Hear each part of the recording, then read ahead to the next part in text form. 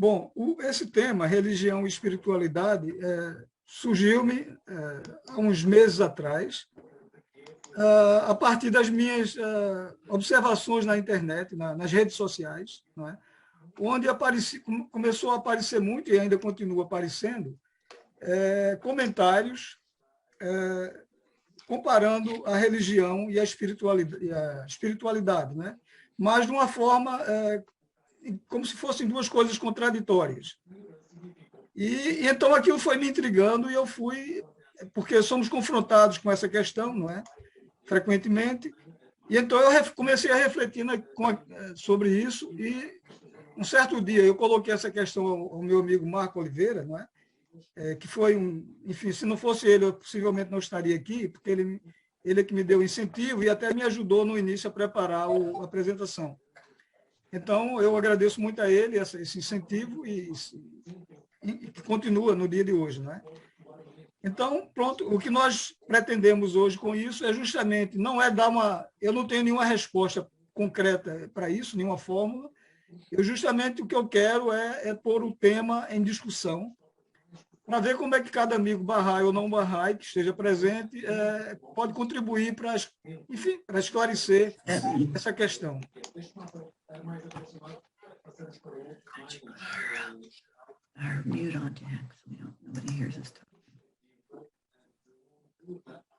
Então, essa aparente dicotomia entre religião e espiritualidade, não é? Nós podemos questionar isso inicialmente com essas três questões. Primeiro, é possível nós cultivarmos a nossa espiritualidade sem sermos religiosos? E, no caso afirmativo, seria isso suficiente para o nosso desenvolvimento espiritual pleno? E, finalmente, para sermos um homem de bem ou uma mulher de bem, precisamos obrigatoriamente de seguir um mensageiro divino?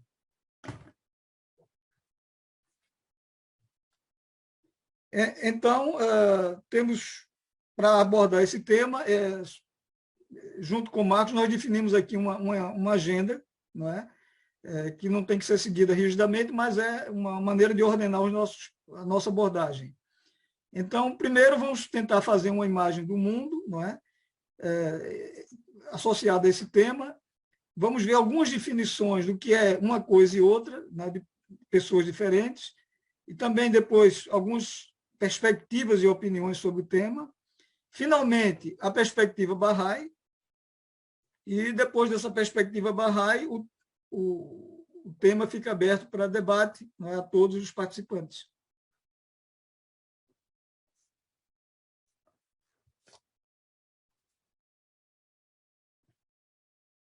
Bom, eu aqui achei por bem, por essa citação do poeta e filósofo e pensador português Fernando Pessoa,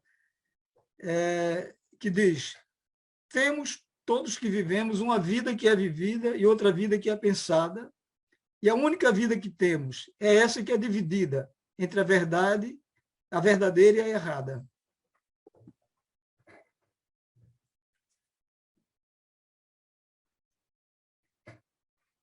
Bom, agora vamos ter uma série de 4 ou 5 gráficos que foi resultado de uma pesquisa que o Marco Oliveira fez na internet e que a finalidade é justamente fazer uma avaliação ou uma sondagem, né, do posicionamento das pessoas, principalmente nos países onde foram disponibilizados esses dados, nomeadamente na Europa, nos Estados Unidos. Nesse primeiro slide, nós vemos aqui que em Portugal é comum as pessoas identificarem-se como religiosas ou espirituais. Mas em outros países europeus, então tem o gráfico, né? Tem uma série de países, todos eles com uma barra azul escura e outra azul clara, né? A azul escura representa aqueles que se consideram religiosos e o azul claro os que se consideram espiritualistas, mas não religiosos. Então, temos aí as percentagens nos vários países europeus. Por exemplo, no caso de Portugal, 72% das pessoas consideram-se religiosas e 64% não se consideram religiosas, mas gostam de ter uma ligação espiritual nas suas, né, algum tipo de ligação espiritual com a vida. Próximo.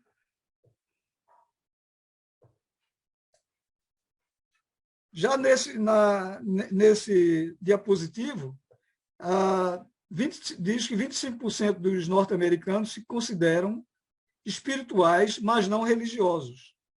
Quer dizer, um quarto da população, não é? E mostra também que, num período de 5 anos, ou seja, entre 2012 e 2017, 59% dos que se consideravam religiosos e espirituais, né, baixaram para 2017 para 48%. Então, houve uma diminuição no número de pessoas que se consideravam religiosos e espirituais. No entanto, aqueles que se consideravam espirituais, mas não religiosos, quer dizer, não ligados a nenhuma religião, subiu de 18% e 16%, respectivamente, para 27% e 18%. Quer dizer, houve um crescimento nessa classificação.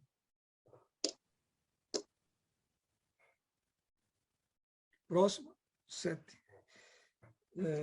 Aí, nesse diapositivo, temos um outro gráfico mostrando como as pessoas das duas categorias, ou seja, religiosas e espiritualistas, se enquadram nos grupos definidos por aquilo que elas acreditam, não é? Então, temos, de cima para baixo, no lado esquerdo, temos ambos, tanto religioso como espiritual, não é? Depois religioso, mas não espiritual, depois espiritual, mas não religioso, e a última barra, a última linha diz nem religioso, nem espiritual. Por exemplo, no caso dos que se consideram tanto religiosos como espirituais ao mesmo tempo, 85% dizem que acreditam que tem uma alma. 79% acreditam que tem algum tipo de ligação com alguma coisa transcendente. 19% acredita que não existem forças espirituais. E 18%, isso tudo na primeira linha, não é? Dizem que não acreditam na vida após a morte. As outras linhas cada um de vocês podem, não é, verificar. Aí no 8, neste gráfico, nós temos as mesmas duas categorias de pessoas agrupadas e contabilizadas, não é? Segundo as suas crenças também. Então, é mais um gráfico mostrando as percentagens, né, conforme as pessoas se consideram tanto religiosas. No fundo, é uma continuação do anterior, só que com outros critérios. Na primeira coluna temos religião, a religião dá sentido e propósito à minha vida. Depois, na segunda coluna, tem a religião me ajuda a escolher entre o certo e o errado. Na terceira, acima de tudo, a religião é mais benéfica do que prejudicial. E na última coluna, diz que a ciência torna a religião desnecessária na minha vida. É uma continuação do gráfico anterior. Bom, então, feita essa sondagem, essa avaliação em termos de percentagem das pessoas que se enquadram numa ou outra classificação, vamos ver, então, passar para o significado, segundo a minha pesquisa e segundo o meu entendimento. Não quer dizer que isso não é uma definição dogmática. As pessoas podem depois discordar ou ter outras definições. Mas vamos tentar, então, na nossa ótica, explicar o que é espiritual e o que é ser religioso. Então, duas definições comuns, né, comumente encontradas sobre essas duas coisas é que a espiritualidade não se trata, para muita gente, de um conjunto de crenças. O foco da espiritualidade é no espírito e na alma humanas, e não tem a ver com a nossa aparência ou com a saúde do corpo físico. Já no caso da religião, é comum também definir a religião como sendo um sistema de crenças que é claramente definido, inclusive no que toca ao objeto da sua crença, no porquê e no como fazê-lo. Pode haver um Deus específico ou vários deuses, pode incluir adoração, ensinamentos, teologia ou crenças profundas. Na imagem ali, que é o Templo Bahá'í de Frankfurt, eu penso que essas duas frases são de Marco Oliveira, onde ele pôs que a religião é seguir o mensageiro e a espiritualidade é seguir a mensagem. Depois ele poderá explicar o que ele quis dizer com isso, mas acho que está mais ou menos claro. A próxima. Bom, então aqui nesse slide nós temos a opinião, o pensamento de duas celebridades, não é? Um na área como escritor, que foi o Saramago, que foi Prêmio Nobel da Literatura, há uns anos atrás, um português, não é? Escritor, no qual perguntaram a Saramago como podem os homens serem bons, sem Deus serem bons. E Saramago respondeu: como podem homens com Deus serem maus? Convém talvez frisar que Saramago não era, ele era agnóstico ateu, eu acho. E John Lennon, que todos conhecem, né, ele disse: creio em Deus, mas não como uma coisa única, não como um Senhor idoso no céu. Acredito que aquele a que as pessoas chamam de Deus é algo que se encontra dentro de todos nós. Creio que Jesus e Maomé e todos os demais disseram que estava certo. Acontece que as traduções é que saíram mal. Bom, esse slide eu pedi a Marco, se ele aceita, para ele ler o slide, ler o texto. Sim. Conceitos de espiritualidade. O que as pessoas entendem por vivenciar a espiritualidade varia em função da sua filosofia de vida ou da sua crença, sendo também chamada de práticas por alguns. Algumas dessas práticas são transversais a várias religiões ou indivíduos. Prática da caridade ou da compaixão, como por exemplo servir o próximo, e a leitura e estudo de textos sagrados ou espiritualistas. Outras são específicas de cada um ou só de alguns. A comunicação com espíritos, como no caso da mediunidade, a prática de rituais, como frequentar a missa, a recitação de mantras, o Shabat, a questão de trabalho nas sextas-feiras, e também o jejuar, o orar diariamente, ou a prática da oração congregacional. Você gostaria de comentar detalhes dessa leitura que você fez, Marco?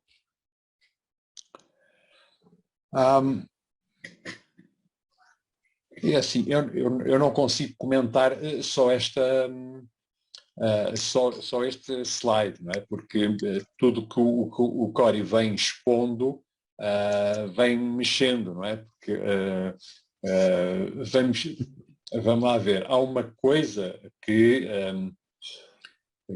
há aqui, que é o seguinte: nós, enquanto seres humanos, somos criaturas que procuram um sentido. Sentido nas coisas, quer dizer, não queremos saber só como é que as coisas funcionam, queremos saber porquê é que as coisas funcionam. A ciência diz-nos o como, não diz o porquê.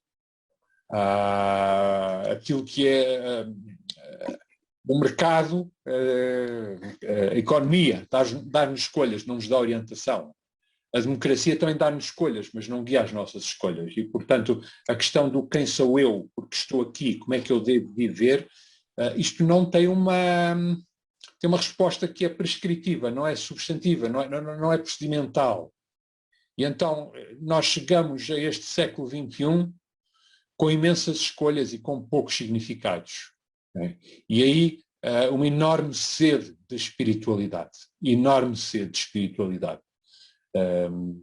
E isso, enfim, depois de acordo com as origens culturais, familiares, enfim, mentais, o enquadramento mental de cada um de nós, essa sede de espiritualidade pode levar-nos a todas estas práticas. E aí sim estou perfeitamente de acordo com o que o Cori acaba de expor.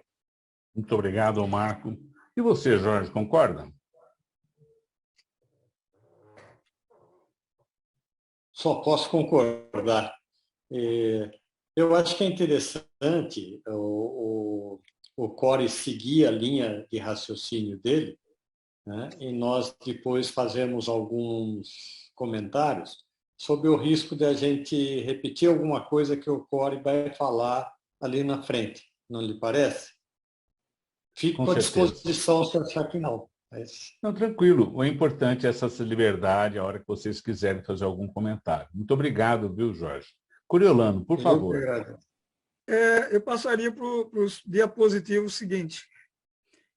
Bom, nesse diapositivo aqui, eu escolhi duas assumidades também, um na área da religião e outro na área da filosofia, opinando sobre o tema, não é? Cada um baseado na sua filosofia ou na sua religião, não é? O Dalai Lama, que é um líder religioso, ele diz que a minha religião, ele disse, né, é simples assim, nada de templos, nada de filosofias complicadas. O nosso próprio cérebro, o nosso coração é o nosso templo. A filosofia é a bondade. Já o Sêneca, que era um filósofo grego, disse que a religião é considerada pelas pessoas comuns como verdadeira, pelos sábios como falsa e pelos governantes como útil. Bom, sobre esse slide, eu só queria fazer um pequeno comentário. É que, no final, o Dalai Lama diz que o nosso coração é o nosso templo, né? Isso me lembra aquela passagem das Escrituras Bahá'ís, tem no começo dos livros de oração, que diz que, né, não sei se alguém lembra, que bem-aventurado é o lugar, a casa, o coração. Eu associei isso que ele disse um pouco àquilo que está lá. Próximo. Bom, então, a partir de agora, nós, nos próximos slides, vamos fazer um paralelo, não é, entre a religião e a espiritualidade. Quer dizer, para nós Bahá'ís, talvez até pudéssemos dizer que era religião e espiritualidade. Mas para as pessoas no mundo afora, pessoas do mundo não Bahá'í ou não espiritual, não ligadas à religião, elas põem religião versus, como se fosse uma dicotomia. Para nós seria uma complementaridade, não uma dicotomia, mas é como a maioria das pessoas que eu tenho visto na internet colocam. Então, eu passava para o próximo. Marco, pode ler novamente, se faz favor. Hoje em dia há uma tendência para se contrapor religião e espiritualidade quase como se fossem duas coisas incompatíveis. Ou seja, quem segue uma religião não consegue vivenciar genuinamente a espiritualidade. Vistas as coisas nessa ótica, e parafraseando a Bíblia, os religiosos, do clero e não só, são normalmente como os fariseus, que conhecem bem a letra das Escrituras, mas são hipócritas na sua aplicação, devido à corrupção, ao fundamentalismo, depravação, etc. Embora, naturalmente, nós, Bahá'ís, temos as nossas razões e convicções, mas temos que pensar que essa abordagem não visa apenas a maneira Bahá'í de ver as coisas, né? Aí eu estou mais questionando como é que as pessoas, em geral, não é, Bahá'ís e não Bahá'í, religiosas e não religiosas, como é que elas responderiam essas questões. Não sei se posso pedir ao Jorge para ler. Com muito prazer. Devido à hipocrisia de uns e ao fanatismo e corrupção de outros, a religião institucionalizada tem realmente feito por onde merecer essa fama. Pergunta é religião para quê? Mas não será, porém, um exagero dizer que toda pessoa religiosa é fanática ou falso moralista? Dito de outra forma, será justo pôr todos no mesmo saco? O fato é que há gente boa e má dentro e fora do âmbito da religião.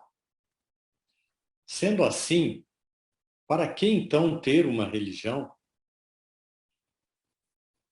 Obrigado, Jorge.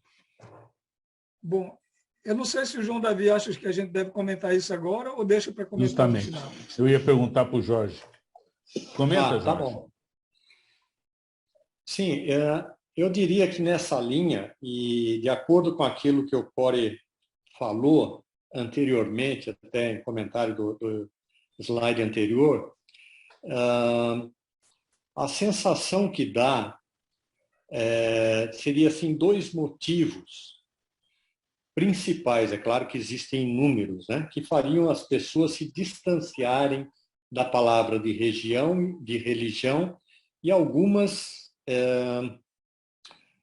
se apoiarem mais na palavra espiritualidade, porque me parece que essas pessoas, reconhecendo a necessidade que o ser humano tem do seu aspecto, de satisfazer o seu aspecto espiritual, né? Por outro lado, tem uma vergonha até, é a palavra forte, mas as pessoas têm medo de associar a religiosidade justamente a esse aspecto. Fanatismo, né? Um falso moralismo e até mesmo uma certa inocência, digamos assim, ou falta de conhecimento. Por quê? Em alguns aspectos, como o Core coloca, a religião fez por merecer isso, historicamente, em alguns tempos, sim. Né? Porque a religião agiu com tal barbaridade, né? Ou em nome da religião, não a religião, obviamente, os seguidores da religião, né? Que fizeram algumas pessoas, primeiro os conhecedores, como nós vimos ali atrás, Sêneca, dizer que para os sábios, para os filósofos, né, a religião é desnecessário, para não dizer uma bobagem. Né? Mas eu acho que tem muito disso. Então, as pessoas ficam num conflito existencial, me parece, porque se necessitam desse lado espiritual, por outro lado, reconhecem nos abusos que a religião, ao longo da história, tem cometido. Mas ninguém é obrigado a ter uma religião. Porém, o género humano em geral parece necessitar de se reunir em torno dos mesmos princípios morais e espirituais, ou mesmo de outra ordem, políticas ou desportivas, etc. Segundo dois filósofos e blogueiros brasileiros atuais, Luís Filipe Pondé e Leandro Carnal, ambos céticos em relação à existência de Deus, pelo menos dentro do conceito judaico-cristão, a religião é, todavia, importante no processo civilizacional da humanidade. É óbvio que a religião tem sido uma alavanca no processo de desenvolvimento civilizacional. Ou melhor, têm sido os ensinamentos dos fundadores das grandes religiões, têm funcionado como alavanca desse processo civilizacional, dessa evolução moral que nós temos assistido. Eu penso que, mesmo ainda em relação ao que estava no slide anterior, e o que diz aqui, eu acho que nós temos que perceber o que é que foi acontecendo à religião nos últimos séculos. Quando nós tivemos a Revolução Científica, isto levou-nos a que à secularização do conhecimento. Isto é, nós podíamos descobrir o porquê das coisas, como é que as coisas funcionavam, sem ter que recorrer à religião. E, portanto, a ciência e a filosofia, de alguma forma, secularizaram, portanto, afastaram a religião. Depois nós tivemos no século XVIII aquilo que podemos chamar a secularização do poder. Nós tivemos as revoluções francesa e americana que afastaram a religião da esfera do poder. A religião francesa claramente antirreligiosa, a Revolução Americana querendo permanecer neutra perante o fenómeno religioso. No século XIX surgem as grandes galerias de arte que se tornam espaços onde nós podíamos contemplar o sublime, como uma alternativa às igrejas. Isto é, a arte permitia-nos um encontro com o transcendente. E depois, no século XX, nós tivemos uma secularização da moralidade, o fim da ética tradicional, a santificação do individualismo. Okay? E este processo histórico de degradação e de minimização da religião parece ter levado a religião, enquanto instituição, enquanto fenómeno social, a uma insignificância. Acontece que isso não é bem assim. Nós temos um século XXI em que aquela sede de espiritualidade que se falava há pouco vai levar as pessoas à procura da religião, mas de um novo sentido da religião. E é nesse aspecto que me parece que a fé Bahá'í oferece respostas muito interessantes, e algumas estão de acordo com o que diz aqui assim o Pondé e o Karnal, que a religião é importante no processo civilizacional. Mas eu agora gostava que o Cori continuasse a expor o seu raciocínio, e depois poderei falar mais tarde. Pronto, justamente eu agradeço o seu comentário, que foi muito esclarecedor, e justamente o que eu quis foi justamente trazer para dentro da baila, né, do debate, o enfoque dado por pensadores atuais e que não estão cingidos por nenhum tipo de doutrina religiosa, não é? Então, eu acho interessante a gente ver, mesmo que a gente até não concorde com tudo, mas a gente está aberto a esse tipo de pensamento, né, desses filósofos. Até porque eles são pessoas muito mediáticas, não é? E que têm uma interação muito grande com o público. Eu agora passava para o seguinte. Bom, esse slide aí é uma continuação do pensamento desses dois filósofos e blogueiros, né? E pronto, eu agora pedi ao Jorge para ler, para continuar a leitura. Ética versus manipulação. Pondé acrescenta que, entre outras coisas, a religião ajuda as pessoas a organizar sua vida em termos éticos e morais, auxiliando-as a separar o certo do errado e se colocar dentro da zona de conforto de quem está salvo. Karnal se afirma como um ateu não convicto, contraditoriamente. Pondé critica a expansão das denominações neopentecostais por tirarem proveito do que chamam a fé da prosperidade, que tenta conciliar a busca da riqueza material com a religião, como sendo esse um dos seus objetivos. E isso, sem dúvida, é um grande chamariz para conquistar novos crentes. Isso principalmente no Brasil e nos Estados Unidos. Jorge, por acaso, nessa postura que nós estamos tendo, a pesquisa independente da verdade caberia nesse ponto ou não? Para um esclarecimento, para uma nova visão. Porque, veja, uma coisa é a religião, a postura de um novo conceito, de um mundo melhor, de uma base estrutural bastante ampla, mas tanto Pondé quanto o Karnal, eles utilizam esse trabalho que o próprio Coriolano acaba de citar, que tem bastante seguidores e tudo mais, eles também fazem um apelo emocional em busca de adeptos para participar dos seus blogs com objetivos financeiros, ou não? Eu acho que isso é um ponto bastante claro que está em contraste com a busca independente da verdade, né? Porque aí a verdade que a pessoa está buscando é uma verdade extremamente materialista.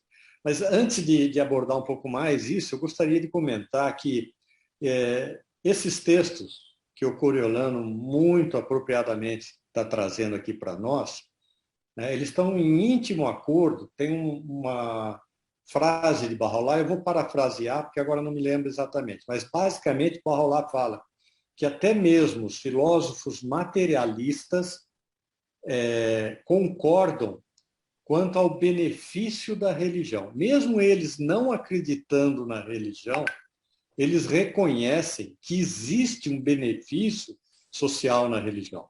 E o argumento de Bahá'u'lláh é muito atrelado a esse primeiro texto que está aqui, quando fala que ajuda as pessoas a organizar sua vida em termos éticos e morais. Bahá'u'lláh fala que essas pessoas reconhecem, né, que o comportamento positivo das pessoas é afetado favoravelmente pela religião.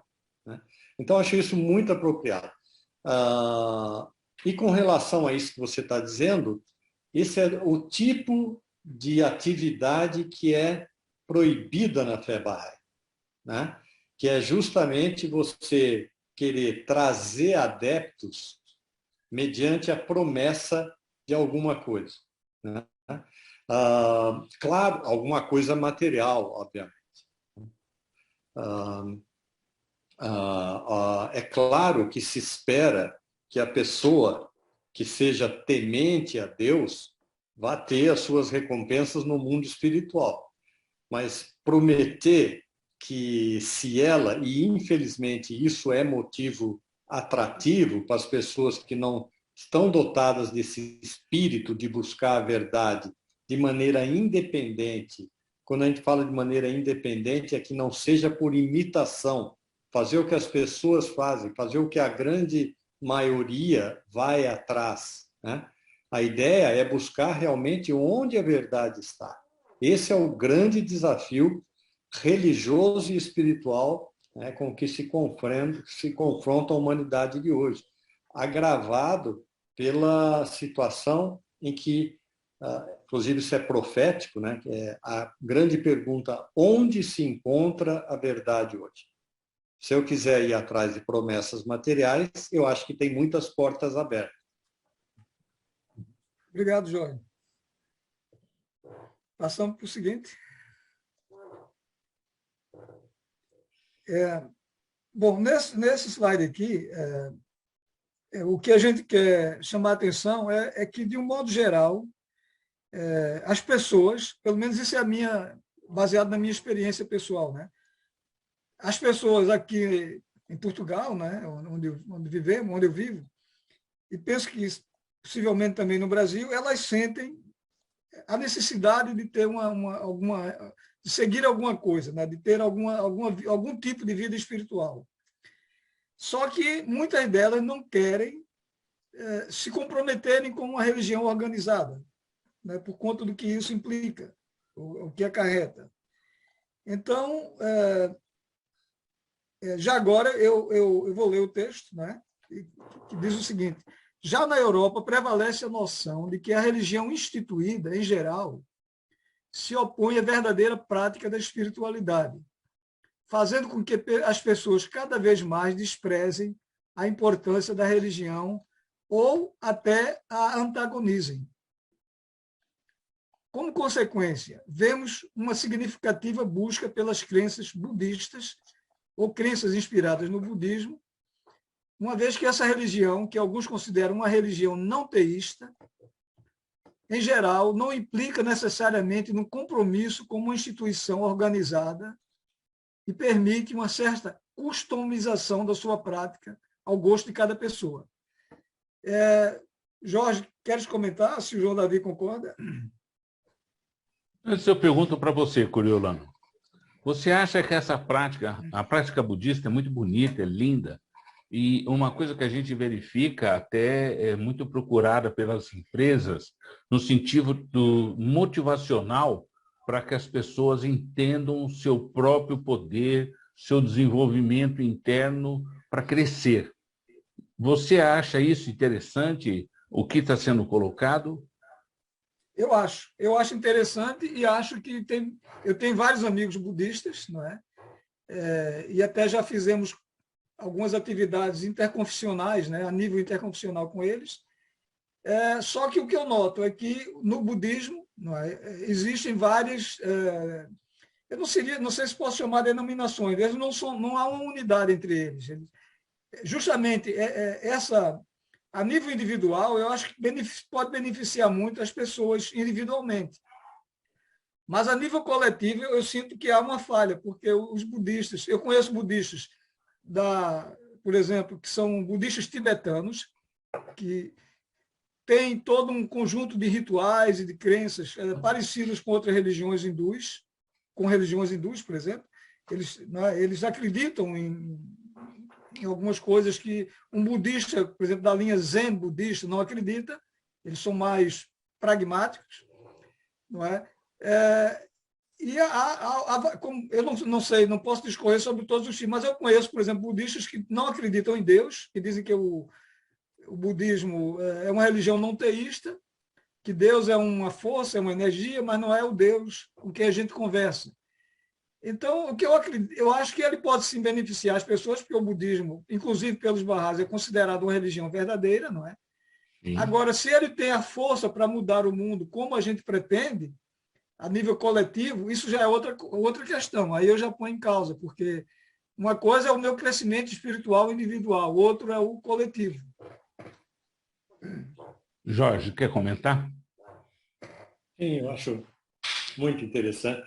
É de se esperar, né, que tenha, como toda religião, muitos fundamentos importantes, como o Coriolano estava dizendo, e tem coisas especialmente agradáveis, vamos dizer assim, do ponto de vista da espiritualidade, porque, no fundo, todos os manifestantes de Deus nos ensinaram a cultivar isso. E o budismo não é uma exceção, né?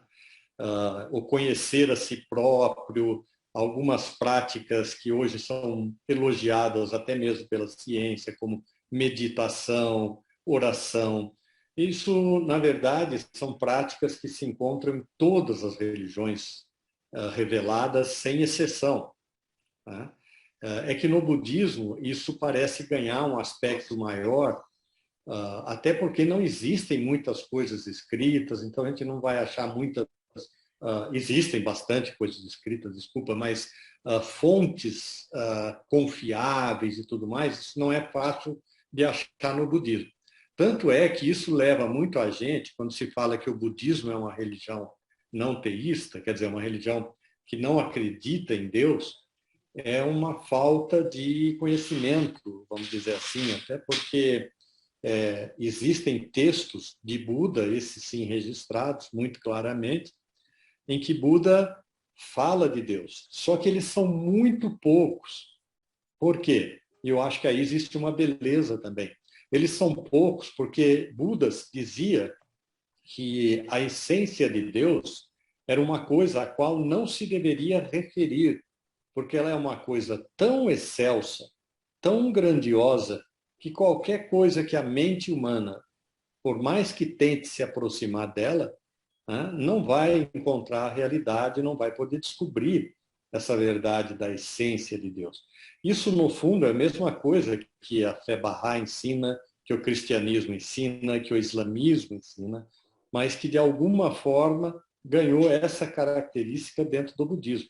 Mas não é a realidade. Buda menciona, sim, a Deus, né? Embora, quando ele menciona com esse intuito, e não existe tantas menções assim por esse motivo. Quer comentar, Marco?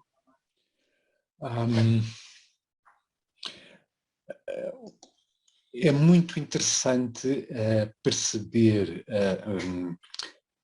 a popularidade do budismo enquanto prática de desenvolvimento da espiritualidade individual aqui na Europa e nos Estados Unidos. É uma religião que é vista com fascínio. E alguns conceitos budistas, ou desenvolvidos por mestres budistas, têm sido adoptados por empresas e por outras instituições. Estou-me a lembrar, por exemplo, do mindfulness, que é o conseguir concentrar-se, atingir um estado mental de concentração e autorregulação, de ter uma atitude aberta, enfim, ser tolerante, estar aberto de mente a tudo o que nos rodeia. As empresas valorizam muito isso. Inclusive, tem empresas que fazem colóquios, fazem conferências para isso, para os seus funcionários. Esta espiritualidade individualizada, mas aberta aos outros, eu, enfim, encontro reflexos e já vivi em várias empresas por onde passei. Inclusive na minha empresa já vi conferências de mindfulness. Portanto, eu diria esta atitude que tem, ou prática que tem raízes em alguns mestres budistas.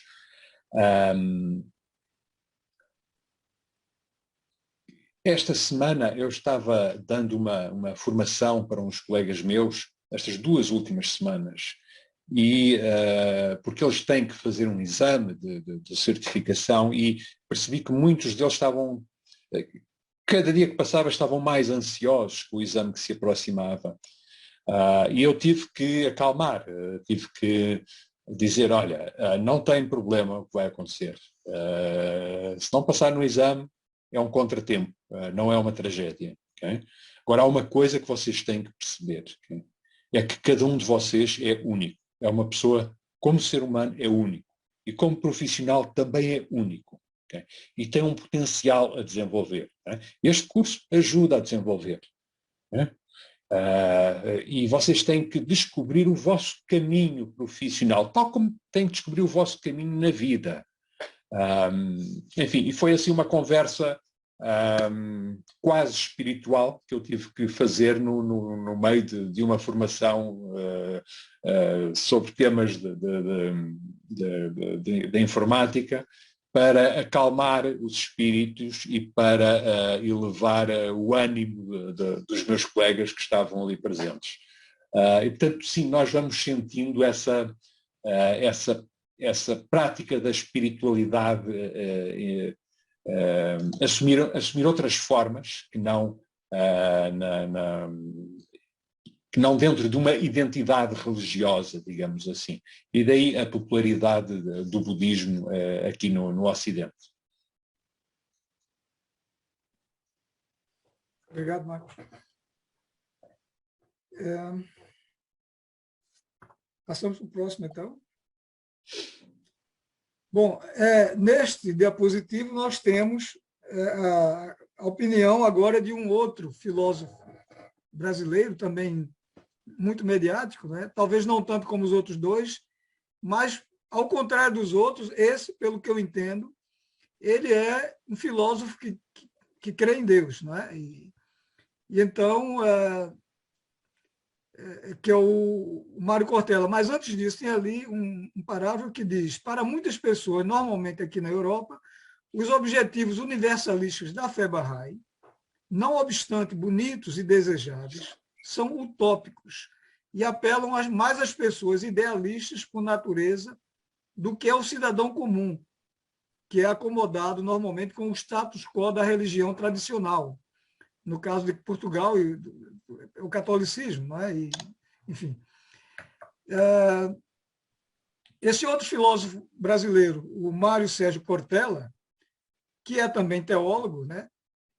Tal como Dom Helder Câmara, que foi o arcebispo de Olinda e Recife há muitos anos atrás, defende a importância da utopia enquanto uma bússola norteadora e elemento catalisador da esperança nos corações dos seres humanos.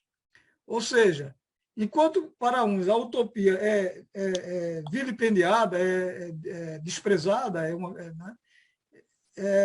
para esse filósofo e para o Dom Helder Câmara, a utopia, mesmo como um conjunto de objetivos não atingíveis no plano dessa vida humana, mas ela deve existir como elemento norteador.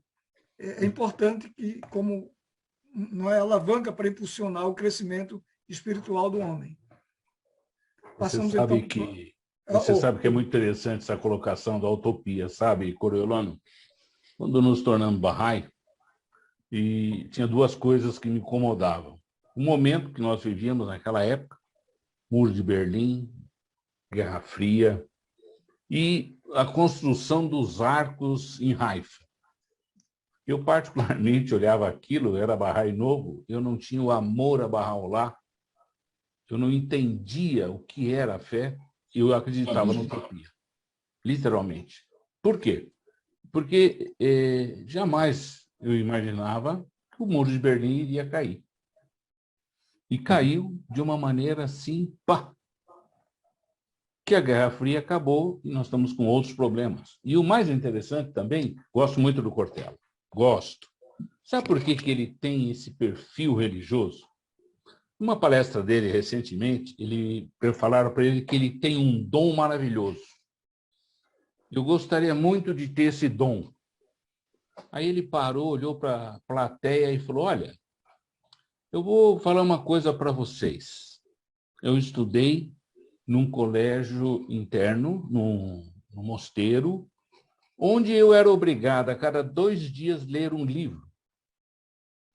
Podia ser um livro religioso ou poderia ser um livro em latim.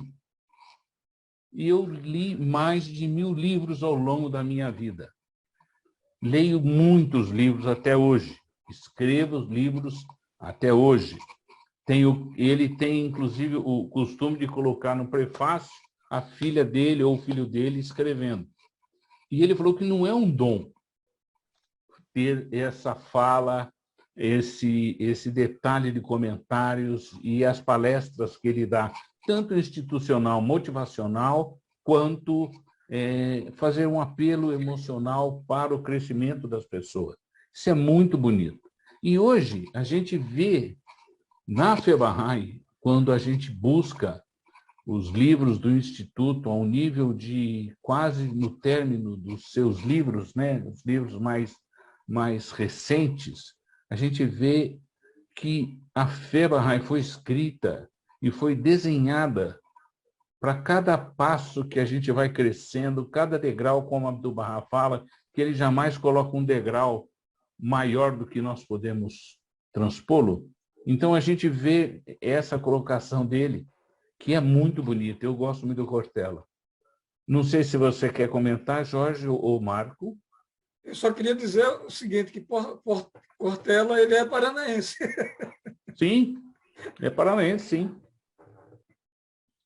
Jorge ou Marco querem comentar? Desculpa a brincadeira, Coriolano. Valeu, foi bom. Vamos ver se o Marco quer comentar.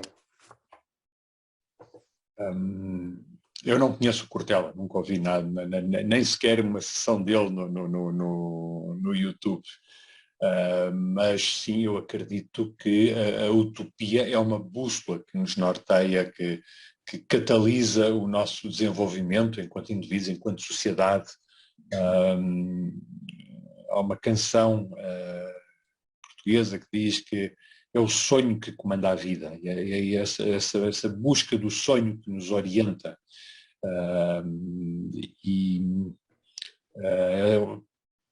Aquilo que nós vemos nos ensinamentos dos fundadores das grandes religiões são sonhos palpáveis, realizáveis. Não é apenas uma tentativa de descrição do transcendente. De facto, é um caminho que podemos seguir, é um caminho que existe, que está lá. E pronto, e depois às vezes à sombra desses ensinamentos a gente vê que ao longo da história foram feitas leituras nem sempre corretas desses ensinamentos e enfim, as utopias foram-se desfazendo e algumas até se tornaram pesadelos, mas a utopia está lá nos ensinamentos das grandes religiões mundiais. E aí estou de acordo com este conceito que é apresentado aqui. Só queria acrescentar uma coisa, eu acho muito importante esse ponto que o Marco tocou, porque utopia, sim, nesse sentido, como uma bússola, um norte, por si só, ele pode ser uma coisa boa, uma força motivadora que eleva, né, as perspectivas humanas. Mas, como o Marco falou, nas grandes religiões, quando se fala utopia, a gente está falando aqui de utopias realizáveis. Parece uma contradição, né? Porque a utopia é algo que você não consegue realizar. Mas quando a Casa de Justiça mandou a mensagem da paz, ela escreve, por exemplo, sobre a paz. Para muita gente, a paz hoje é uma utopia. É muito bonito, a gente deveria perseguir, mas nunca vamos chegar lá. Em última instância, seria isso. Mas a Casa de Justiça escreveu: a paz mundial não apenas é possível, mas é inevitável. É o próximo estágio do desenvolvimento da humanidade. Então, esse aspecto de utopia como absolutamente realizável é o que nós temos que ter em mente hoje, por mais contraditório que possa parecer. Nesse diapositivo, temos uma outra alusão à utopia, dessa vez pelo ex-arcebispo de Olinda, o Dom Helder Câmara. O João Davi pode ler, por favor. Ainda sobre a religião e a utopia. Por acreditar firmemente numa vida nova, numa vida diferente, acham-me alguns lunáticos, outros, mais condescendentes, um visionário. Nenhuma coisa, nem outra. Apenas trabalhava com a realidade divina nas nossas vidas. A utopia é a essência da crença divina. Sem utopia, os homens já teriam deixado de existir há muito tempo. Dom Helder Câmara, o bispo dos pobres. Uma pessoa muito querida, muito forte, trabalhou muito, mais trabalhou do que falou, uma pessoa admirável dentro da sua responsabilidade. Até hoje ele é lembrado por todos aqueles que sempre o consideraram e amaram muito. Muito bacana o que ele coloca. Esse aí eu gostaria de pedir ao Jorge para ler, se ele quiser ter a gentileza de ler. Claro. Dimensão e impacto social. Ao nosso ver, porém, nenhuma dessas razões diminui a dimensão e o impacto social da religião, cuja etimologia vem do latim religare. Ou seja, muitos acreditam que tenha surgido a partir da junção do prefixo re, que funciona como um intensificador da palavra que o sucede, neste caso, ligare, que significa unir ou atar. Essa seria uma das definições e propósito da religião.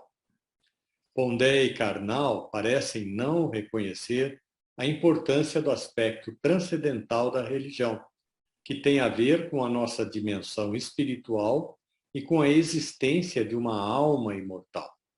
Ou seja, ficam-se pelo sentido social e ético da religião.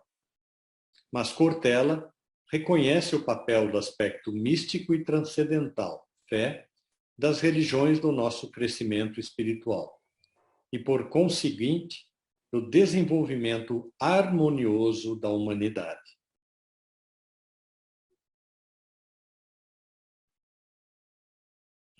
Quer comentar, Jorge? Rapidamente, eu acho que já foi comentado a opinião dos três, né, que o Coriolano trouxe muito bem, e isso aqui é uma excelente síntese do que os dois, que são praticamente uníssonos, né, como materialistas, vamos dizer assim, têm uma perspectiva de concordar com o valor ético e social que traz a religião, mas não vão pelo aspecto fundamental, essencial, que é a crença, por exemplo, de uma alma imortal, que é o que o Cortella, como o Coriolano traz aqui, já reconhece esse aspecto místico e transcendental da fé, das religiões. Né? E aqui também, eu acho que nós podemos entender que, ao definir religião como religare, né, já começa a trazer um conceito. O que é esse religar? Religar quem? Deus e o indivíduo? Deus e a sociedade, o indivíduo e a sociedade, né? Eu acho que a religião abrange tudo isso. Então, eu acho que aqui Coriolano começa a trazer uma outra dimensão realmente da religião ao explicar a etimologia da palavra. Pronto, aí o que a gente pretende trazer à tona é que, na minha maneira de ver, muitas vezes aquilo que para uns é convicção, né, convicção nas suas crenças, é entendido por outros como fanatismo. E, às vezes, a fronteira entre o que é convicção, ou seja, acreditar firmemente em uma coisa, e fanatismo, às vezes a fronteira não é muito clara. Às vezes a distinção entre as duas ideias, as duas palavras, não é propriamente só no conteúdo, mas na intensidade. Uma convicção pode ser levada a um extremo tal que possa virar fanatismo. Mas isso também, como eu estava ainda ontem conversando com o Marco, isso também é uma questão individual, porque o que para um indivíduo ele considera convicção, aos olhos de outro, ele pode achar que não, que aquilo é um fanatismo. Então, por conta disso, eu peço a Marco que leia o texto, por favor. Convicção e fanatismo. Há que ter igualmente em conta que, mesmo para os que creem, existe às vezes uma confusão entre ter convicções e ser fanático. Ou seja, o que para uns pode parecer excesso de zelo ou mesmo fanatismo, para outros pode ser apenas o se achar no direito de ser fiel às suas convicções, na medida em que lhe satisfaz. O cunhão de alguns poderia caber na palma da mão de um homem, o de outros poderia encher uma taça, e o de outros até à medida de um galão. Palavras de Baha'u'lláh. Sem esquecer, porém, as palavras do amado mestre, moderação até no pensamento.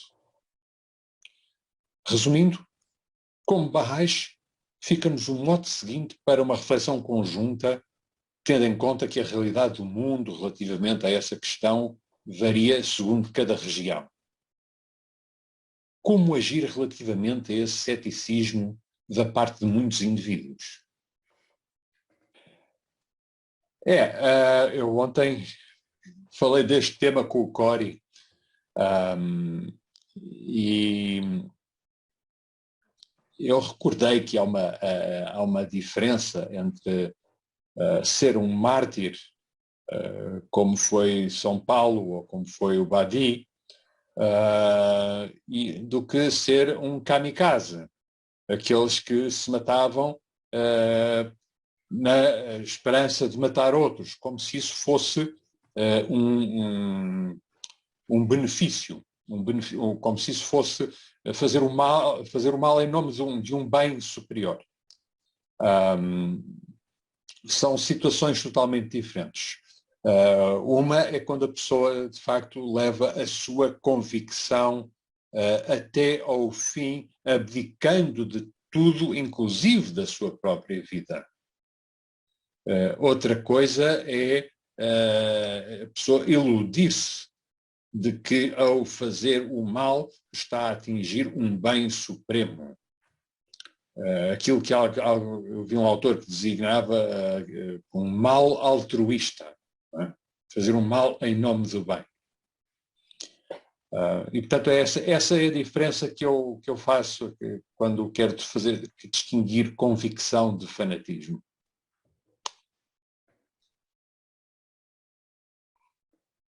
Jorge. Olha, é incrível como cada vez que a gente lê um texto, a gente tem uma impressão diferente. Ao ler agora, o exemplo que veio na minha cabeça foi muito parecido com esse que o Marco e o Cori têm chegado juntos aí à conclusão. Mas a imagem que eu tenho é um mártir, né, como no início da fé Babi, 20.000 pessoas lá no Irã deram sua vida voluntariamente, né, de maneira...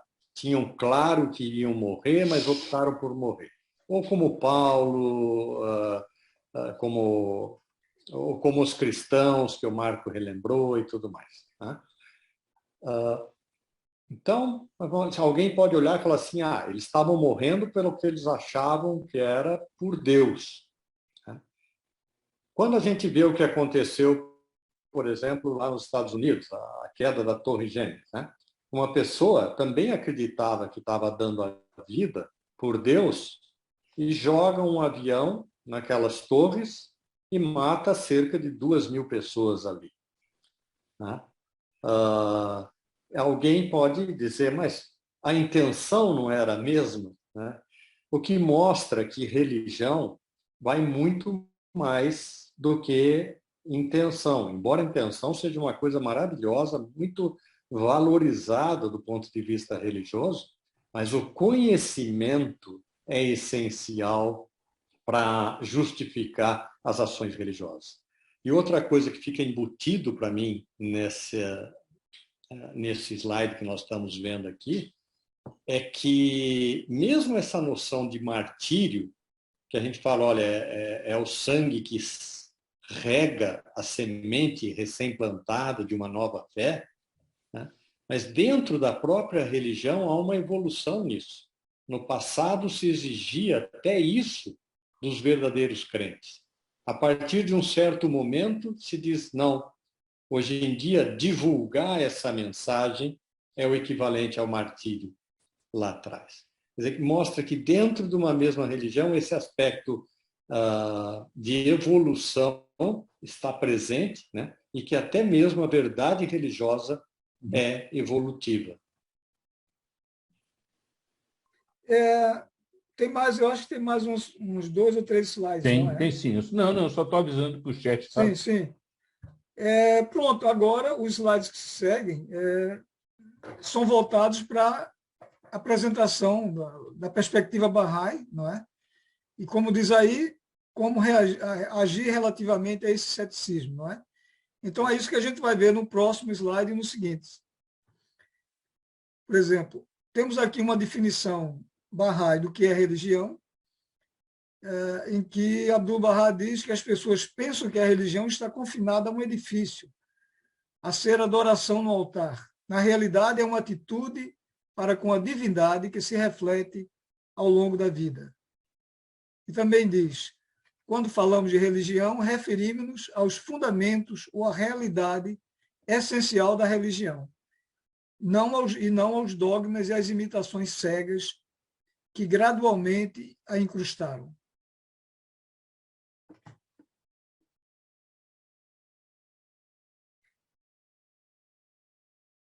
E Abdu'l-Bahá ainda disse que eu próprio estive encarcerado 40 anos. Um ano apenas teria sido impossível suportar, pois ninguém sobreviveu naquela prisão mais do que isto. Mas agradeço a Deus, durante todos esses 40 anos, eu fui supremamente feliz. Todos os dias, ao despertar, era como se estivesse ouvindo as boas novas. E todas as noites tinha um infinito júbilo. A espiritualidade era o meu conforto e voltar-me para Deus era o meu maior contentamento. Se assim não tivesse sido, imaginais admissível que eu pudesse ter vivido durante aqueles 40 anos na prisão? Assim, a espiritualidade é a maior dívida de Deus e vida eterna significa a volta de Deus. Oxalá vós todos aumenteis dia a dia em espiritualidade. Sejais fortalecidos em toda a bondade, ajudados cada vez mais pela consolação divina, tornados livres pelo Espírito Santo de Deus. E o poder do Reino Celestial viva e atue entre vós. Portanto, isso é uma definição de Abdu'l-Bahá sobre espiritualidade.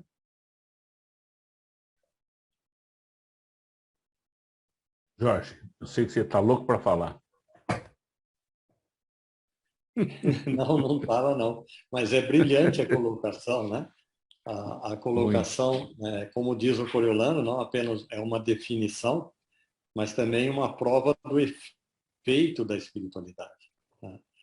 E Abdu'l-Bahá, claro, passou por isso toda a vida, independente de passar ou não, ele era um ser espiritual. Né? Mas é frase também de Abdu'l-Bahá que ele diz que quando o ser humano passa por uma provação passa por uma dificuldade, ele fala: a natureza do homem recua e o homem procura a Deus. Quer dizer, isso é uma prova. A espiritualidade, eu diria, é uma dádiva também que o ser humano foi dotado, né, desde o nascimento. Tem outra frase de Abdu'l-Bahá que ele fala que o homem procura ao excelso, aquilo que é elevado. Isso é natural do ser humano. Né? Então, essa espiritualidade que os místicos, né, do passado, ou até hoje, né, entendem como aquela atração que o homem tem na busca de Deus para voltar a Ele. Né? Que o homem veio de Deus, inclusive é um dito muito comum, o homem veio de Deus e a Ele voltará. Na verdade, se diz que todas as coisas vieram de Deus e a Ele voltará. Mas o homem tem isso muito forte, como se fosse um imã. Né? E veja como que realmente isso traz um consolo e objetivo de vida para um ser humano, o desenvolvimento dessa espiritualidade. Muito obrigado. Marco, por favor. Acho que não consigo dizer mais nada depois destas palavras de Abdu'l-Bahá. Nós, na verdade, é a busca de sentido e é a identidade com o objetivo desse sentido que define essa busca pela espiritualidade. Não consigo dizer mais nada depois destas palavras de Abdu'l-Bahá, que são sempre tão completas. E o mais bonito é depois de passar 40 anos com seu pai, de respeito, dedicação, amor, ele entende a sua responsabilidade, faz uma viagem para a Europa e para os Estados Unidos, recebendo milhares e milhares de pessoas, sempre queridos, sempre atencioso e dando amor para todos. É um sinônimo de espiritualidade assim que é invejável. É uma coisa assim, e não é aquele o servo de Deus, é o modelo para que nós possamos caminhar como Bahais, né? Nós estamos quase chegando ao final e sempre agradecendo ao Coriolano, ao Jorge Guerreiro, ao Marco Oliveira, porque essas perguntas não estavam combinadas, eu os coloquei às vezes numa situação nada confortável. Eu agradeço os três, mas tem uma perguntinha aqui muito interessante. O que seria para vocês um ateu? O que não crê em nenhum Deus citado nas religiões ou que não acredita em nada que possa ser provado materialmente? Coriolano, quer responder? Não, eu passo. Só se você reformular a pergunta, eu não percebi bem. Reformular não, repetir.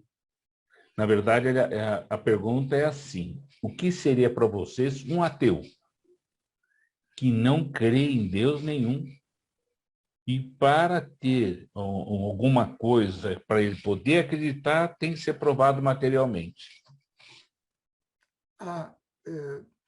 Bom, eu acredito que nenhum de nós pode convencer a outra pessoa a ter fé, não é? Porque acho que é uma coisa que ultrapassa a nossa capacidade da maioria de nós, de argumentação lógica. Porque Deus tanto pode ser provado a sua existência através de argumentos, como também através de outros argumentos, pode-se dizer que Deus não existe. E aí entramos num campo que podemos chegar a um impasse. Da minha parte, eu respeito as pessoas que dizem que não acreditam, mas, sinceramente, eu não sei se outras pessoas têm outra resposta, mas eu não sei como é que para já não tenho a intenção de querer fazer com que elas acreditem, porque seria uma pretensão minha, não é? E depois é complicado. Eu acho que é uma experiência que tem que ser vivenciada, não é? Porque aí passa para o âmbito da fé, e a fé é uma coisa que está além da argumentação lógica, não é? Em tempos passados, eu conhecia uma uma anedota de uma pessoa que foi a uma cidade, um filósofo, e ele convenceu as pessoas os sábios daquela cidade, que Deus não existia. E ele argumentava tão bem que as pessoas não sabiam responder. Passado um dia ou dois, ele voltou lá e fez o contrário, convenceu que Deus existia, como ele era muito esperto. Eu não sei se isso tem fundamento na verdade ou não, mas o fato é que a moral da história é que tanto podia ser convencido por um lado ou para o outro usando argumentos meramente racionais. Jorge? Bom, do ponto de vista etimológico, né, a palavra a quer dizer não. Teus, de Deus, quer dizer, é quem não acredita em Deus. Né? Bem objetivamente, o ateu é aquele que não acredita em Deus. No passado não acreditava em deuses, né, de maneira geral. Ateu, o significado da palavra é essa.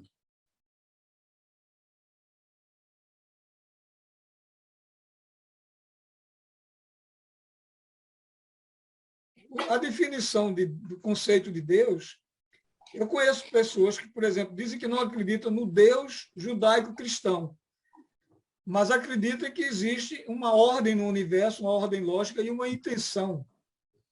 Não é que ou seja, ele pode não querer usar o termo Deus, porque esse termo Deus está muito associado àquele Deus um tanto humanizado que não é, da tradição judaico-cristã. Mas ele acredita num Deus, numa força criadora que ele não sabe definir e que com a qual ele tem alguma dificuldade em se relacionar, porque ele não compreende essa força, mas esse tipo de pessoa não é necessariamente... Ele pensa que é ateu, mas não é, porque quando ele diz que acredita numa força criadora, não é, que dá sentido à vida, então ele acredita. Eu acho que nós, num contexto Bahá'í, que é um contexto religioso, não é? Quando usamos a palavra ateu, temos de ter cuidado para não usar essa palavra num sentido de, eu não diria depreciativo, mas de criar um muro. Não somos nós os crentes e os ateus são os outros. Cuidado para não fazer isso. Né? Um ateu pode ser alguém que sente que não precisa de um sentido para a vida, não precisa de uma identidade espiritual. Ou pode ser alguém que pura e simplesmente não acredita na existência de um Deus. Né? Nós temos aqui em Portugal um amigo da comunidade que participa nas atividades da comunidade, vai à festa 19 dias, participa em círculo de estudo, dá uma colaboração extraordinária em diversas atividades. E eu recentemente, várias pessoas questionaram, mas afinal ele é ou não é Bahá'í? E um dia destes eu tive que perguntar, olha, desculpa, mas eu tenho que te fazer esta pergunta. Tu és ou não és Bahá'í? Tu és ou não és membro da comunidade? E ele disse-me, Marco, a mim falta-me o essencial. Eu não sou capaz de acreditar na existência de Deus. E falta-me isso.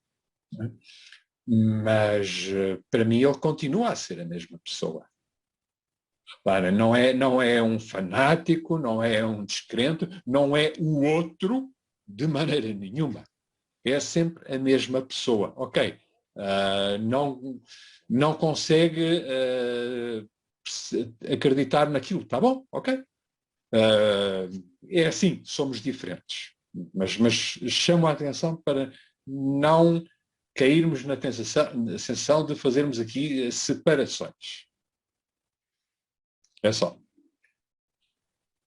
Jorge. Eu logo depois que eu falei, eu lembrei da história de Abdu'l-Bahá. E se nós vamos parar para pensar, é bem isso mesmo. Né? A história em que Abdu'l-Bahá fala esse Deus que você não acredita, eu também não acredito.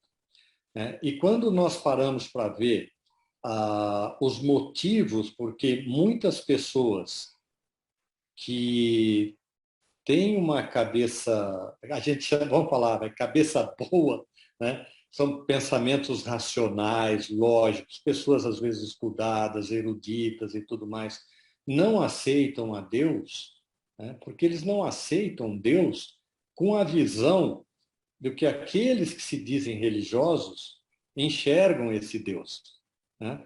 Não aceitar. A gente também, eu também não aceito o Deus que é um Deus extremamente vingador, um Deus que faz o mal no mundo, né? Alguma coisa do tipo assim. Tem muita coisa que a própria razão não aceita esse tipo de Deus, né? E eu gostaria de reforçar isso que o Marco colocou, é muito importante. Primeiro porque Barrolá fala, ninguém sabe no momento da sua morte qual é o seu grau. E ninguém sabe, mesmo quando aparentemente está tudo bem, né? Qual é o seu grau espiritual, qual é a sua condição espiritual. E nunca esse sentimento de se sentir superior a alguém. Nós podemos nos sentir diferentes, somos, né? Nós somos diferentes, mas ninguém fala que nós somos melhores que ninguém.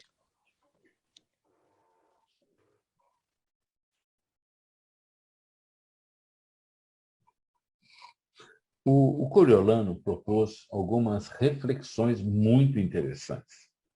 Eu vou tomar a liberdade de lê-las para vocês comentarem, ok? Como atuar, então, para, sem uma atitude de soberba, exemplo, somos detentores da verdade, o que, portanto, estão salvos. Sensibilizar as pessoas para a importância do papel da religião e educar espiritualmente os nossos semelhantes. Pela minha herança espiritual, pela minha origem cultural, eu talvez tenha trazido comigo para a fé Bahá'í o que eu chamaria o complexo ou a pressão da salvação das almas. Isto é, aquilo que há no cristianismo, a pressão, a ambição da salvação, a necessidade da salvação, a necessidade de ter uma conduta e de uma fé que é caminho da salvação no final da nossa vida, de alguma forma trouxe-o para aqui. Como se a conversão ou a aceitação das pessoas da fé Bahá'í por parte das pessoas fosse em si também um processo de salvação. Eu acho que não se pode pensar nesses moldes. Portanto, aqui o ceticismo vai assumindo outra dimensão. O que a fé Bahá'í nos traz são uns moldes de pensar totalmente diferente. Nós falamos em desenvolvimento espiritual. Nós dizemos que esta vida é a primeira etapa do nosso desenvolvimento espiritual. E não uma existência com um destino dual, que é a salvação ou a condenação. E, portanto, é essa maneira de pensar diferente. Portanto, ver a vida como uma etapa, a primeira etapa de desenvolvimento espiritual, é uma novidade que a fé Bahá'í traz e que penso que, de alguma forma, responde a esse ceticismo.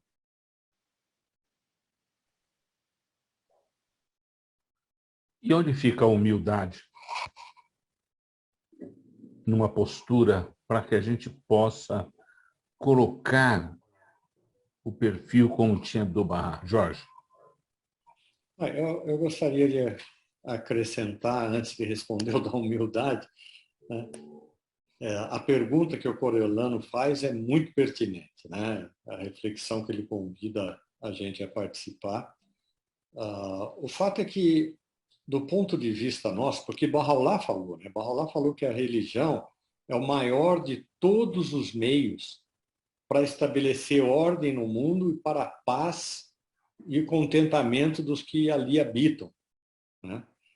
E nós temos convicção disso.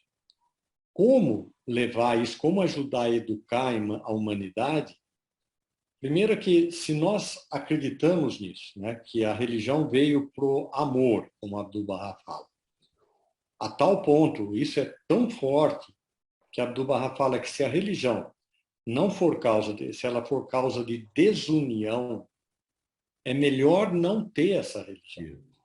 Por isso que, em alguns aspectos, a gente concorda quando a gente fala, nós temos que tomar muito cuidado com quem se chama ateu, nós temos que ter muito respeito, porque realmente concordar com o Deus que fazia guerra para trucidar, eliminar um povo da existência de outro, porque o outro se dizia o crente em Deus, o povo do livro, o escolhido, alguma coisa assim, né? Não é um Deus com o qual a gente possa compactuar, né? Mas se a religião for causa de amor e concórdia, como diz Abdu'l-Bahá, ela tem todo o mérito, né? É para isso, se a gente perceber isso na religião, nós temos que ajudar a transmitir isso. Se nós achamos que a religião é motivo da paz, né, nós temos que fazer isso. Por quê? Numa frase que Bahá'u'lláh fala, ele fala, se vocês se acham possuidores de uma certa verdade, né, então vocês têm que compartilhar. Se vocês receberam um presente de Deus, né, esse presente não deve ser guardado para vocês. Esse presente necessita ser compartilhado. Ele é uma bênção. Se é bom para você, é bom para todo mundo. Então, a melhor maneira, eu entendo, é espalhar essa mensagem, né? E também através do exemplo, como Abdu'l-Bahá falava, né? Que hoje tem muita força é os atos. Você agir realmente dentro de uma característica de unidade, de amor para com as pessoas, né? Isso impacta nas pessoas, porque elas vão ver que isso é uma coisa real, que isso é transformador, né? E que isso tem que ser feito em espírito de humildade é tão óbvio. Aquela primeira frase que eu estava parafraseando de Bahá'u'lláh, que ele fala, se possuís uma verdade da qual outrem forem privados, devereis compartilhar isso com a maior bondade, ele fala. E no final da frase ele ainda vira e fala assim, olha, se for aceito, cumpriu o propósito de Deus. Se não for aceito, não entre em contenda. Ou seja, não é para ficar se tentando convencer, né? Ou até mesmo, pior do que isso, entrar em atrito porque a pessoa não tem a mesma visão. Eu acho que isso é a humildade que faz parte, a atitude de humildade que nós devemos ter, de reconhecer que cada pessoa tem o seu tempo, cada pessoa tem o seu momento, né? E que quem, em última análise, ajuda a pessoa a despertar ou renascer espiritualmente é o próprio Deus, né? E nós somos um instrumento ali, nós não somos nada além disso. Nós não estamos... Tanto é que Bahá'u'lláh fala, ele não fala coloque a confiança em você e vai lá e ensine. Ele fala coloca a confiança em Deus, vai lá e ensina, né? Então, isso é muito importante. Aí, não, se é Deus que faz, não existe motivo para o homem não ser humilde. Eu estou aqui apenas como instrumento, o instrumento tem que ser humilde. Quem realmente transforma, cria, esse sim é grande, né? A nossa atitude é humilde. Coriolano. Sim, o que eu tenho a dizer gostei muito do que disseram Marco e Jorge, né? Que no que toca a ensinar a fé ou a difundir aquilo que a gente acredita, eu lembro, não sei se vou conseguir dizer literalmente, mas uma frase das escrituras de Bahá'u'lláh que diz que, ao ensinar, nós devemos ser irrestritos como o vento. E eu entendo isso da seguinte maneira: o vento sopra em tudo que é lugar, não é? Ele não escolhe para que lado sopra, ele não faz pré-julgamentos, ele simplesmente sopra. Nos lugares ele vai levar sementes que vão brotar, isso também está numa passagem da Bíblia. Em outros, ele vai levar sementes que vão cair no terreno que não é fértil.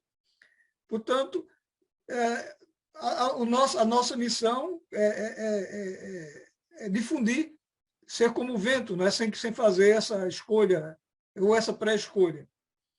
Se vai resultar ou não, ou como vai resultar, se a semente vai brotar ou não, também não nos cabe decidir, não é? Nós somos, como disseram muito bem os dois, somos meros instrumentos dessa disseminação. E, de maneira alguma, podemos nos colocar numa posição de superioridade a quem não compartilha ou não compactua das mesmas ideias que a gente acredita. As cisões, reformas, seitas que apareceram para criar novas maneiras de interpretar as palavras do manifestante e seus escritos, foram a principal causa do seu enfraquecimento?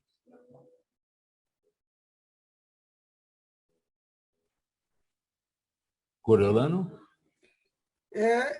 Eu penso que sim. Eu penso que, na minha maneira de ver, acho que foram. Espera um pouquinho, desculpa. Tem mais coisa embaixo e eu estou sendo chamado a atenção. Perdão. Exato. Era bom descer os outros para... Me desculpa. Peço desculpa, por favor. As cisões, reformas, seitas, que apareceram para criar novas maneiras de interpretar as palavras do manifestante e seus escritos, foram a principal causa do seu enfraquecimento, contrariamente ao que Baha'u'lláh fez com a fé quando deixou explícito quem era seu sucessor e que todos deveriam segui-lo, e quem era o seu sucessor e que todos deveriam segui-lo, fortalecendo assim a unidade. Está claro o que é que lê de novo? Está claro, para mim está claro. Eu estou de acordo com Coriolano? Sim. Eu digo, não, para mim está claro isso. Eu acho que sim, que essa afirmação, não é, de Baha'u'lláh é de Baha'u'lláh, não é? Corresponde à verdade, não é? As razões subjacentes à divisão, à cisão, são realmente essas. Mas se alguém quiser elaborar mais sobre o, enfim, o que foi Jorge, quer completar, Jorge? Uma pessoa religiosa com embasamento espiritual, mas seus conceitos e práticas às vezes não são bem assim consistentes. Ela pode fazer uma diferença num cargo forte? Do meu ponto de vista, eu acho que não seria muito convincente, porque uma pessoa cujas ações não estão à altura do que ele acredita, o que ele diz acreditar, pode até fazer alguma diferença, mas, em geral, eu acho que ele não vai ser muito convincente, porque o exemplo, para mim, é muito mais importante. Né? A coerência entre o que se prega e o que se pratica, não é? Eu acho que é isso que o Coriolano passou. Na pergunta, eu diria que aí a pergunta começa muito elogiando, né? Pessoa de base religiosa e fundamento espiritual, alguma coisa assim. Mas seu comportamento não é de acordo, eu acho que ela nem é tão religiosa e nem tão espiritual assim, né? Agora, tem efeito? Sim, nós não podemos entender as coisas igual história de gibi, né? Que a gente olhava, tinha o bandido e o mocinho, né? Na vida real, entre o bandido e o mocinho, existem muitos intermediários aí, né? Então, quer dizer, como disse o Coriolano, pode ter um efeito? Pode, mas pode ter um efeito limitado. Né? Baha'u'lláh, quando fala, por exemplo, do poder das palavras dele, usar o poder das palavras dele, mesmo uma pessoa que não esteja tão imbuída daqueles ensinamentos, existe um certo efeito naquelas palavras. Mas não pelo poder da pessoa, pelo poder das palavras. Né? Então, quer dizer, faz alguma diferença no mundo a pessoa, de alguma maneira, apresentar os ensinamentos e tal? Faz, mas se ela mesma não acredita, o poder disso é bastante limitado. Jorge, você acredita naquele Bahá'í que é Bahá'í somente uma parte do dia? Eu acredito no que o Guardião fala. O Guardião fala que existem 2 tipos de Bahá'ís, né? O Guardião fala que existe aquele Bahá'í que tem a fé para ele e aquele outro que se tem para a fé, vamos dizer assim, que se doa para a fé. Então, aqueles que se chamam Bahá'í e aqueles que realmente se dedicam como Bahá'ís, como Abdu'l-Bahá fala, né? Não basta ser Bahá'í de nome, Abdu'l-Bahá fala, né? Não basta ser chamado Bahá'í. Nós não podemos ser 100% ou 70% Bahá'í. Não dá para isso. Não dá. Tem que ser mesmo 100%. Tem que... e isso não significa o abandonar a família, abandonar o trabalho, não, nada disso. Em todos os momentos da minha vida, todos os aspectos da minha vida, devem de facto ser guiados pelos princípios e pelos valores Bahá'ís. E todos os dias eu tenho de examinar e eu examino o que é que hoje o dia me correu bem. E correu bem enquanto Bahá'í. Okay? O que é que eu acho que hoje percebi bem, isto fiz a diferença para alguém, servi alguém, dei qualquer contributo para que a vida de alguém neste mundo fosse melhor. Nem que seja explicar filosofia ao meu filho, porque vai ter teste amanhã, enfim, é esse vivência integral da fé que de facto faz a diferença. Uma coisa que às vezes me preocupa ou me incomoda talvez, é que às vezes a gente, inclusive uma coisa que surgiu na leitura dessa última carta do final do ano, né? onde é listada uma série de desafios e de qualidades que nós deveríamos ter para poder estar à altura daqueles desafios.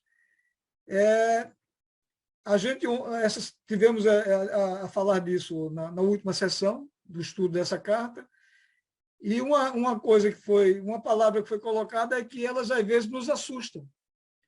Elas nos amedrontam porque a gente fica com medo de não estar à altura daqueles desafios todos e daquilo que se espera da gente, não é? No entanto, uma amiga, né, durante esse estudo, ela disse realmente, no início amedronta, mas a aquisição dessas virtudes, dessas capacidades, se ela for feita de uma forma gradual e passo a passo, e tendo em conta as limitações de cada pessoa e do seu contexto, e o que diz a carta, da leitura da sua realidade, né? Isso está nessa carta do final do ano passado, quer dizer, ler a realidade, interpretar e depois fazer essa comparação, esse ajuste daquilo que nós somos capazes de dar. Então, aquilo que nos amedronta deixa de nos amedrontar, porque a gente sabe que de passo a passo a gente pode conseguir aquilo com a ajuda dos outros, naturalmente. Porque senão, se a gente for esperar que a gente tenha todas essas qualidades e características de uma só vez, aquilo pode nos criar uma espécie de pânico e a gente diz, olha, nunca vou chegar lá. Então, eu acho que penso que Jack deve concordar comigo, foi mais ou menos isso que ele disse. Cada um de nós está progredindo, está aprendendo e estamos em níveis diferentes, não é? E ao entender isso, que uma pessoa que está num nível acima de mim pode me ajudar, ou que tem qualidades que eu não tenho, e aos poucos a gente vai construindo essa capacidade. Obrigado, Coriolano. Muito bom, muito bom. Jorge. Com relação a isso, né, o Guardião tinha vários textos muito claros, Ele dizia com relação ao ensino e tudo mais, eu acho que a pessoa tem que ter, no mínimo, uma boa vontade de querer servir, de querer aprimorar, por mais imperfeita, por mais cheia de erros que a gente seja, né? A ideia é ir servir, né? Aí o guardião fala, não olhe os seus próprios defeitos, não olhe as suas limitações, certo? Confia em Deus, coloca a sua confiança em Deus e vai. Porque se a gente for ficar olhando, eu tenho tal defeito, eu tenho aquele outro, eu tenho aquilo, não sei o quê, e esperar atingir a perfeição que aqui a gente nunca vai atingir, né? A gente nunca vai se levantar para fazer nada, né? Claro, não ser, como foi mencionado, não ser hipócrita, mas reconhecer os seus erros e buscar ajuda divina para poder cumprir as suas funções aqui nesse mundo é a coisa mais natural, sem ficar pensando, porque ficar pensando só nas suas faltas e tudo mais pode ser paralisante, pode levar a uma inércia preocupante, né? Mas, enfim, o que eu queria voltar a mencionar é que foi tocado assim rapidamente nesse assunto, o que nós estamos tristemente vivendo hoje, que isso dá uma tristeza de coração muito grande, né? Uma guerra, um ataque, um país sem defesa. Não vou entrar não tem como não entrar um pouco no mérito, né? Mas isso para mim é um dos efeitos da falta de religião, né? O materialismo. Como é que se ataca um outro país dessa forma, sendo que poderia ter sido conversado? Se o outro país tivesse atacado, tudo bem, vou me defender, né? Mas isso, para mim, é um dos aspectos evidentes do que a falta de religião provoca no mundo. Falta de religião e espiritualidade, né? A pessoa só pensa em seu domínio, em seu nome na história, mal sabe que daqui a alguns anos... É o outro coiso, é o coiso atual. E se o nome for para a história, vai como foi Hitler, como foi, né, um monte de outros aí, que era melhor não ter o nome na história, né? Mas, enfim, né, é muito triste. E ver como Bahá'u'lláh, na verdade, Bahá'u'lláh lá atrás ofereceu para os reis e líderes do mundo a paz maior. O mundo poderia ter agarrado ali, não agarrou. Daí ele falou, já que rejeitastes a paz maior, apegai-vos a esta, a paz menor. O mundo também rejeitou. Quer dizer, e agora nós todos, a humanidade toda, né, vai arcar com as consequências disso. Sabe Deus onde isso pode levar. Né? Não quero entrar nesse mérito aqui, porque senão a conversa estaria só começando. Mas o meu ponto é o que a falta de religião traz, né? E, no fundo, a gente tem que encarar tudo isso, mesmo esses fogos que o guardião se refere, que a humanidade agora, já que rejeitou tudo isso, inevitavelmente vai passar, né? Como no fundo, é uma dádiva de Deus para a humanidade, né? Porque somente esse fogo vai fundir, como o termo que o guardião usa, né? Com o seu martelo, com o martelo de Bahá'u'lláh, né? E esse fogo que ele vai poder fundir essas partes dispersas, que ele chama das nações do mundo, numa única coisa, num único mundo, né? Mas, de novo, é triste porque onde o materialismo e a falta de religiosidade está levando ao mundo e há tanto sofrimento que isso traz no seu bojo. Essa carta que acho que a maioria de nós, ou todos nós, temos estado a estudar, não é? Ela tem realmente trechos como esse que ela leu, muito interessantes.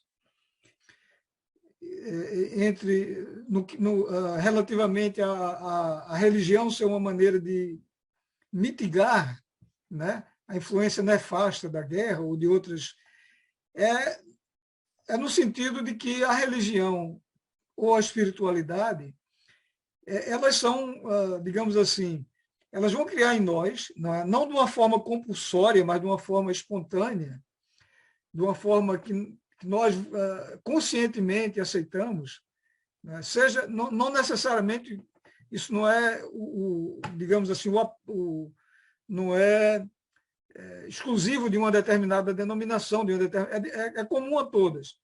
As pessoas, para serem espirituais, não tem que ser Baha'is ou budistas, podem ser de qualquer religião. Ou até não ser de nenhuma religião e serem espiritualistas. Mas se as pessoas estiverem imbuídas desse sentido maior da vida, da compaixão, por exemplo, da justiça, né? Desse sentido de justiça, e até eu iria mais longe, de que, segundo os próprios ensinamentos Baha'is, se houver mais a alma feminina, não é, participando nas decisões, que a guerra e conflitos desse tipo seriam menos prováveis de acontecer, não é?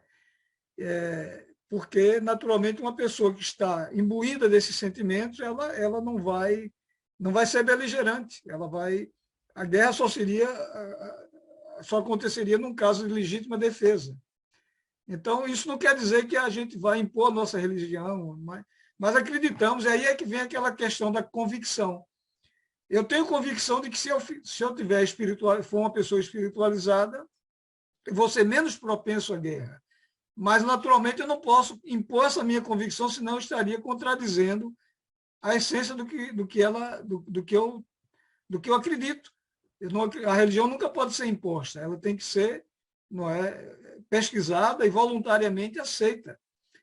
E aí as pessoas que estiverem dessa forma transformadas, mas de uma forma espontânea, consciente, elas naturalmente vão contribuir para que a paz seja possível.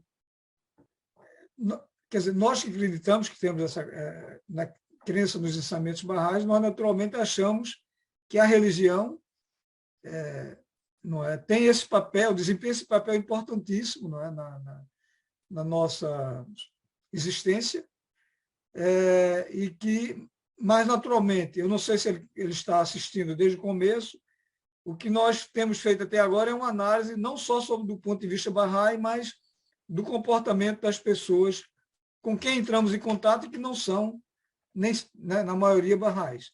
Quer dizer, com a intenção de entendê-las, de entender o seu comportamento, porque entendendo o comportamento dessas pessoas que não são Bahá'ís, é como nós poderemos dialogar com elas de uma forma construtiva. Não é? Porque se nós não entendemos o que se passa na cabeça delas, o porquê delas agirem assim, ou delas, no caso, desprezarem a religião, ou até, não é, fazerem essa dicotomia entre o que é religião e espiritualidade, então, se nós não temos essa compreensão, torna-se difícil o diálogo. E o diálogo não havendo, a gente corre o risco de ser um grupo hermético, e que não é essa a nossa... Os Bahá'ís não são um grupo hermético, não é? Nós temos nossas convicções e, como foi dito antes, eu acho que pelo Jorge, nós queremos partilhar essas convicções. Se nós formos cunhar, vamos dizer assim, o termo Bahá'í, acho que o objetivo foi esse mesmo, né, que o Corey apresentou, uma visão geral muito interessante, que eu acho que todos nós que em algum momento nos aproximamos da fé, nos deparamos com esse tipo de coisa, né? Nós nos deparamos. E agora, é óbvio, do ponto de vista Bahá'í, eu gostei da definição do Marco. O Corey apresentou, mas eu entendi que o Corey teria dito que a definição era do Marco. Então, eu colocaria isso como uma definição marconiana, certo? Uma colocação marconiana. Quando ele eu não sei onde li aquilo. Que a religião seria seguir o mensageiro. E o espiritualista, a espiritualidade seria seguir a mensagem, né? O que dentro dos ensinamentos de Bahá'u'lláh há uma unificação dos dois, né? Quando Bahá'u'lláh fala que você deve primeiro acreditar, né, reconhecer o manifestante, é o mesmo princípio que Jesus havia dito, né? Quem me conhece, conhece o Pai, nessa linha, né?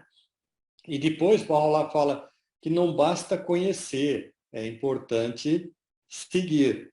Então, na definição marconiana, como eu chamaria, seguir o mensageiro e seguir a mensagem, as duas coisas estão implícitas nos ensinamentos Bahá'ís, né? Porque isso gerou muita confusão, principalmente no início do cristianismo, que alguns falavam, basta ter fé, acreditar em Jesus, você está salvo. E outros falavam, não, você precisa da ação, né? Bahá'u'lláh veio, uniu as duas coisas na sua mensagem.